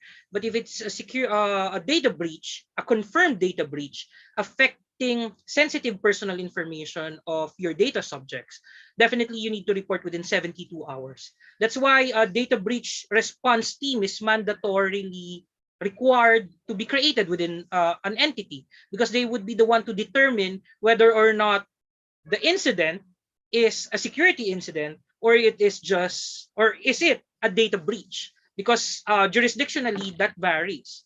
If it is, as mentioned, a data breach within 72 hours, you need to report to the National Privacy Commission. The National Privacy Commission would send the team to investigate. It's composed of legal, their cybersecurity expert, their digital forensics team, to really determine whether or not it's a data breach. And then, if it is, of course, mitigating the breach is also important, so that it would not aggravate into a larger data breach. And that's the time that if this is organized crime, there is an element of organized crime, a group of hackers attacking your system, NBI would be called in to help out in the investigation, because the National Privacy Commission is a regulatory body, but they are not an investigative body. So NBI, Cybercrime Group, or the national the police force, because under the law only NBI and PNP has the capability to investigate using their digital forensic team. So that's it. You need to first determine whether or not it's really confirmed, or you are just thinking it's a breach, but it's not really. So, yeah, and also to add to that, no, aside from reporting it to the institutions, as mentioned by attorney, it's also important to inform the subjects. So if they are part, you suspect that they are part of the data breach, and that their data has been compromised, then inform them as well, the users or those affected. Yeah. Mr. Javier, is it the same with the energy sector? Yeah, likewise, it's true. And I agree with the private sector, because they are the ones who started, and they are the ones who, in the government side, we are just starting to comply. I don't know if other government agencies are already complied to the data privacy requirements. Yes, it's the same answer with the other panelists. Thank you. Thank you for that, Sir Javier. Another question came in. It says here, is the NPC requirements for security incident referring only to data PII? I think security incident should be in the definition of terms. E.g., example, a cash robbery incident is not reportable, right? And that's the question. Okay. To answer that, definitely, when we talk about the Data Privacy Act, it pertains to data. So security incident involving data of data subjects. So that involves personal information or sensitive personal information. So if it involves other security attacks, it's not part of the Data Privacy Act. Remember, it has been clarified that the data privacy applies only to data of human beings, not of corporation. So if your corporation is attacked and they took personal info or data from your corporation, that is not within the bounds and jurisdiction of the Data Privacy Act, but with, say, the intellectual property law, because that's a trade secret that has been attacked. So it's well defined in all privacy management program that security incident involves only personal data, either personal or sensitive personal data. Thank you. Thank you for that. We have a question here that may have been answered in the actual webinar, but for the questioner's sake, we will read this again. How can we educate common people who were baited with spam mails that pretends to be their bank? I've read different cases about the said phishing schemes, and commonly these are people who withdraw their money without further protections. So do you have any suggestions or possible implementations that would give better awareness to people who are not technical?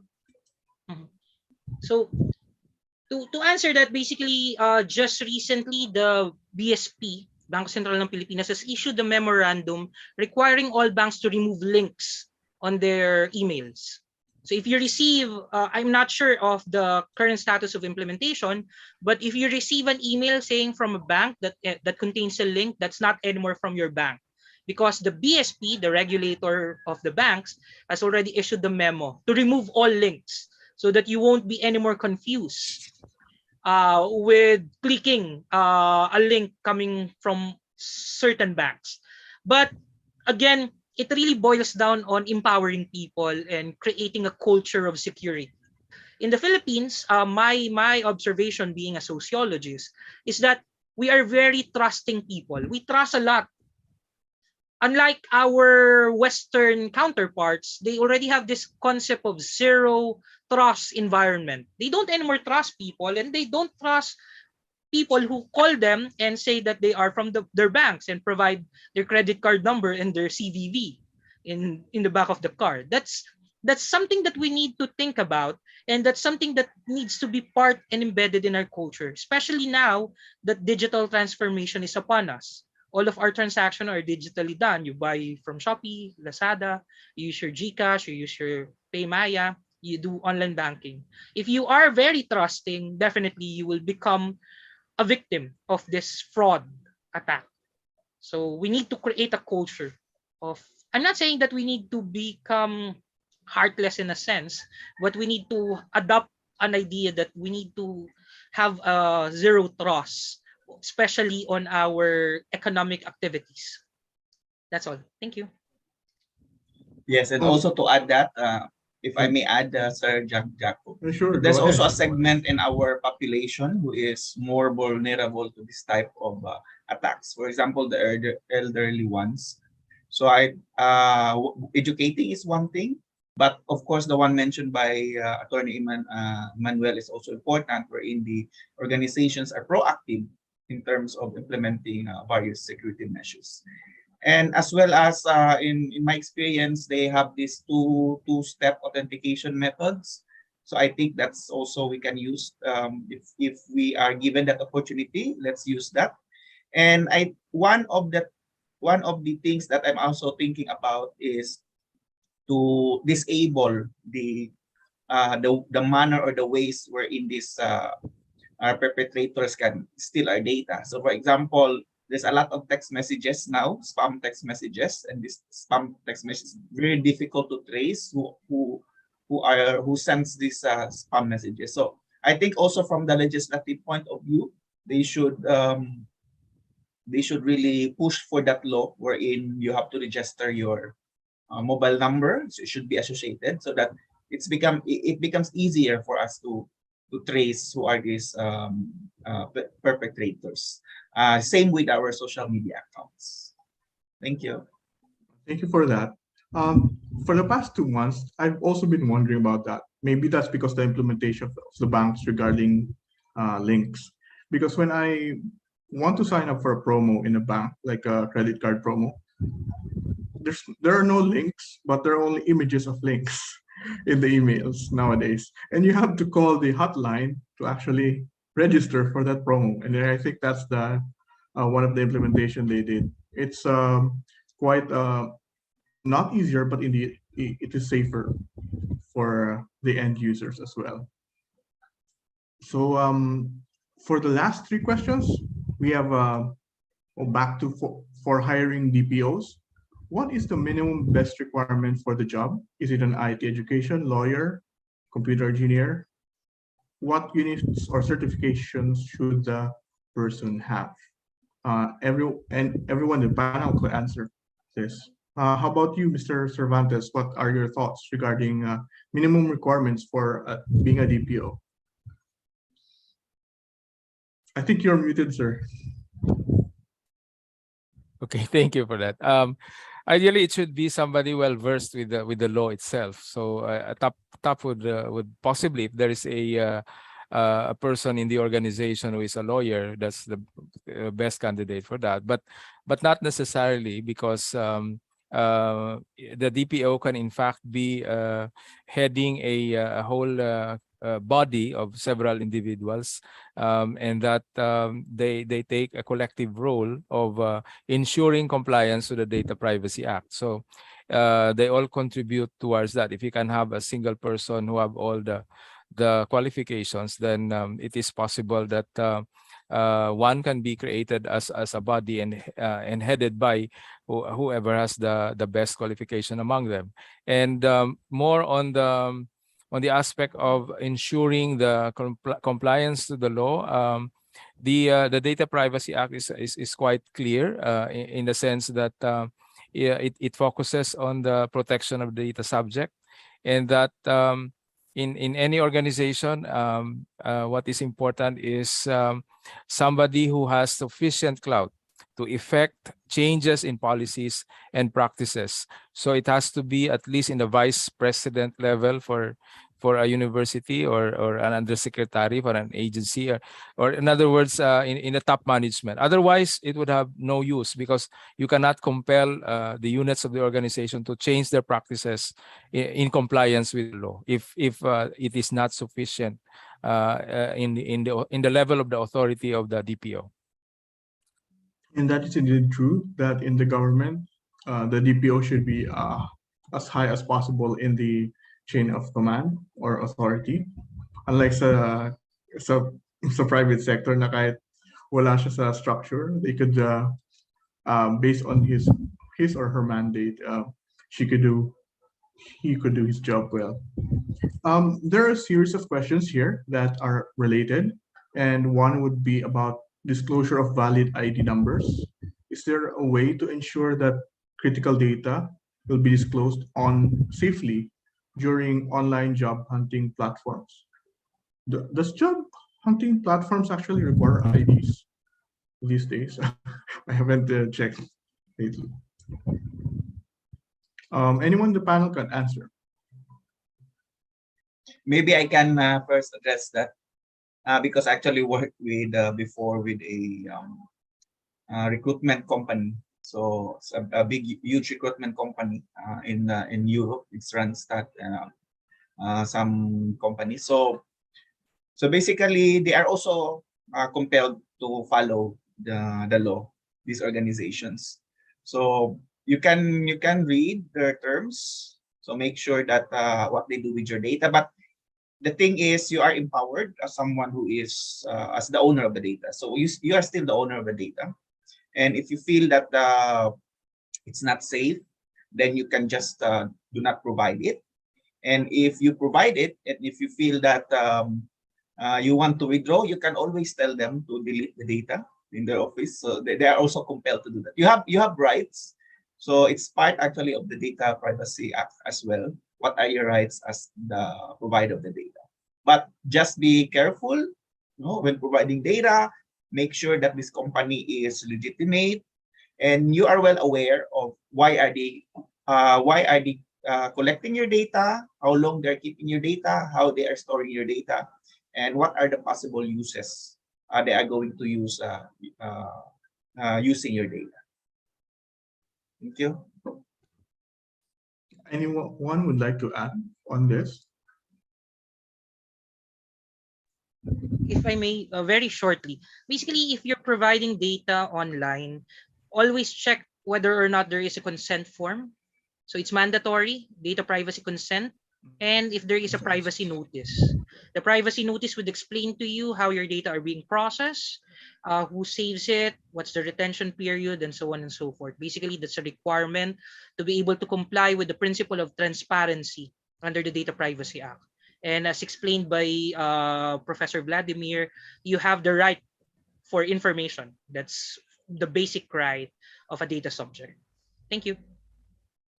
Thank you for that, Professor Kobayashi and Attorney Kaliwa. And second to the last question, is there a difference in the 2012 data privacy law between personal and personalized data, similar to the European General Data Protection Regulation? Would this difference impose a significant difference in the application of the data privacy law? Anyone could have insights on this. Let me start. Basically, since in the Philippines, we don't have a concept of personalized. In GDPR, if you're citing the EU GDPR, their concept is PINS, personally identifiable information, that's PII, and SPII, sensitive personally identifiable information. In the Philippines, what we have is PI, personal information, and SPI, sensitive personal information. So what's the catch? Basically, it's with the penal sanction.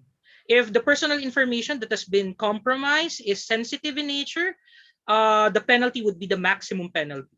So that's, if I recall right, that's basically 2 million to 4 million for fines and an imprisonment term of 3 years to 6 years. That's based on law. That's a maximum penalty.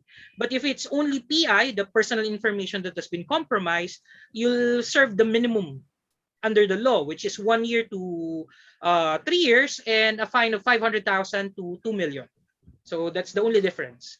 So remember, you always protect sensitive because that would land you on a maximum term. But again, you need to protect both. So to answer, we don't have the concept of personalized, unlike in the GDPR equivalent. Thank you. For the interest of those audience, what are examples of personalized data based on the EU GDPR? In EU GDPR, we almost have the same. The personally identifiable information are what we call PI in the Philippine setting. So that includes your name, first and last name, your address, your contact number, be it home or your office address, office address or contact number, your landline and cell phone number. Those are personally identifiable information in GDPR, and we call it personal information in the Philippines. While sensitive personal information or sensitive personally identifiable information in GDPR, it includes our unique identifier like SSS number, your tax identification number, your PhilHealth, your Pag-ibig number. Those are unique identifiers given to you by the government. What else? Biometrics. Those are sensitive personal information. Your birth date, your mother's maiden name. Why are they considered sensitive? Because you use it to authenticate your identity. Remember when you call a credit card company, they ask you for your mother's maiden name, they ask you for your birthday, because those are sensitive information that is used to authenticate your identity. And if you go to a government office, they ask you for your number. Go to SSS, they ask you your SSN, so social security number. and that's who you are in their database. So those are sensitive. So yes, that's it, I think. So now we have no questions already open. So for anyone in the panel, do you have like a 2-sentence ending on helping our audience remember on how to practice better cybersecurity or better cyber hygiene in surfing and in using the internet? Let's start with anyone can go first. Okay, let me start. 2 words: zero trust. So that's what we need in this digital, to navigate this digital age. We need to have this zero trust in all the things that we do in the digital society. Thank you. Yes, maybe I can follow suit. So actually, I have 3 words. Is okay. So know your rights as well. So be aware that the law also provides us some we empower the users as well. So you have full control of your data, and you have also full responsibility of your data. Thank you. Thank you for that, Professor Kobayashi. Yeah, I may add on my last words. I would say that if you cannot protect it, don't collect it, especially in government. So I guess the public should be assured of the government to protect it, because if we cannot protect it, don't collect it. That's it. Thank you. Thank you for that, Sir Javier. You're muted, Yeah. Sir Cervantes. Yeah, sorry. I'd like to focus on the content of our discussion, the information security management system. It's not just for the organization to actually think of that. Individuals who are working, especially those who are in the academia or even in any organization, you have to be aware of the need for us to be aware of the risks. It begins with the risks, and that being aware of the risk will bring us to think of how do we control the risk, and that eventually what do we do in order to put in place the appropriate control, and that basically means policy. So it need not originate from the top all the time. It's the very individuals can bring it up in the usual team meetings or discussions when they see a potential problem with information security. They should take the effort to bring that to the attention of management, and then I think that's the way we should go, and eventually hopefully the various organizations can come up with some credible information security management system. And for that, we are reminded that cybersecurity is about organizations, about the leadership, and about its people. So in behalf of UP-CIFAL Philippines, we hope that you could better do cybersecurity in the different levels of your organizations and in yourselves. So this webinar is entitled A Multifaceted Dimension of Cybersecurity from Data Management and Human Aspects. And we took about 2 hours of your time, and thank you for being here with us together. And we hope to see you soon in our next webinar. Thank you and good afternoon.